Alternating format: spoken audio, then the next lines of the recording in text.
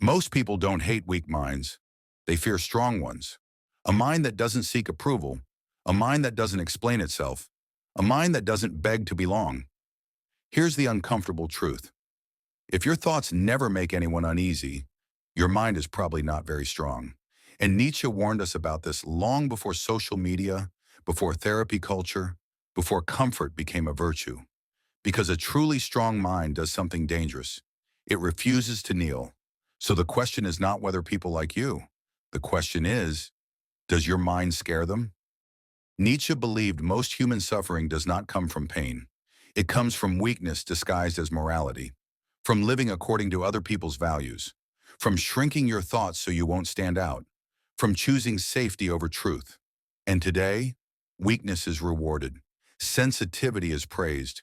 Conviction is labeled arrogance. But Nietzsche asked a brutal question. What kind of human are you becoming when you avoid discomfort at all costs? This matters because your mind determines how much control others have over you, how easily you're manipulated, how often you betray yourself.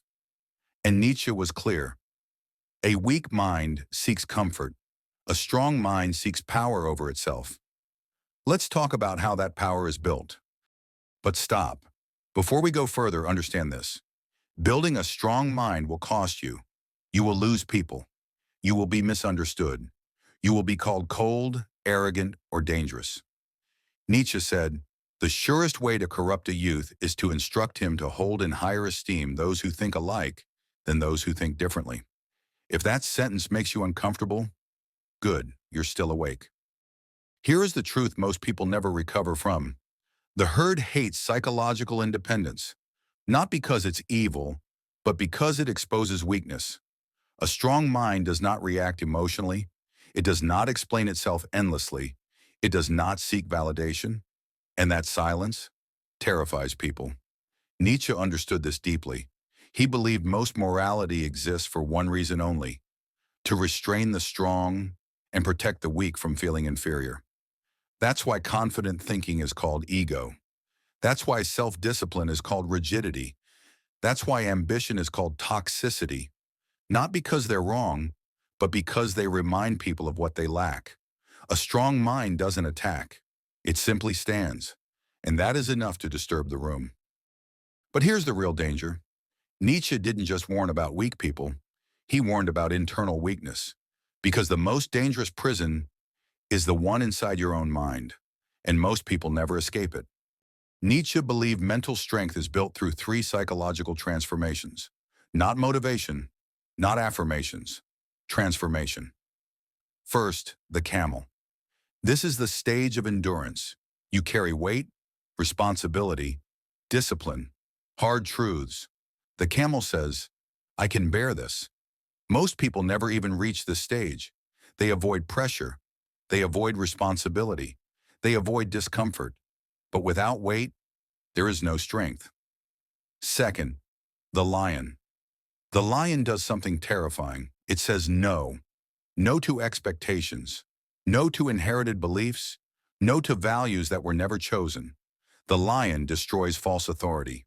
This is where people lose friends, lose approval, lose protection, but gain something rare, psychological sovereignty.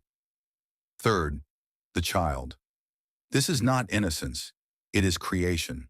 The child creates new values, new meaning, new direction, not reacting, not rebelling, but choosing. This is the mind that terrifies people, because it is self-authored. And here's the slap most people aren't ready for. If your thoughts are always acceptable, if your opinions never isolate you, if your beliefs never cost you anything, you are not thinking, you are repeating. Nietzsche didn't want followers, he wanted dangerous thinkers. People strong enough to stand alone without becoming bitter. So how do you start building a mind like this? One habit, simple, uncomfortable, effective. Practice voluntary psychological resistance.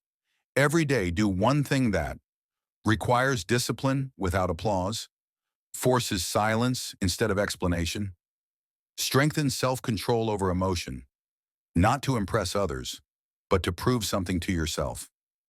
Nietzsche believes strength comes from self-overcoming, not defeating others, defeating your weakest patterns, your need to be liked, your fear of being misunderstood, your addiction to comfort. Do this long enough, and people won't know why you unsettle them. They'll just feel it. A strong mind doesn't dominate rooms. It changes the atmosphere.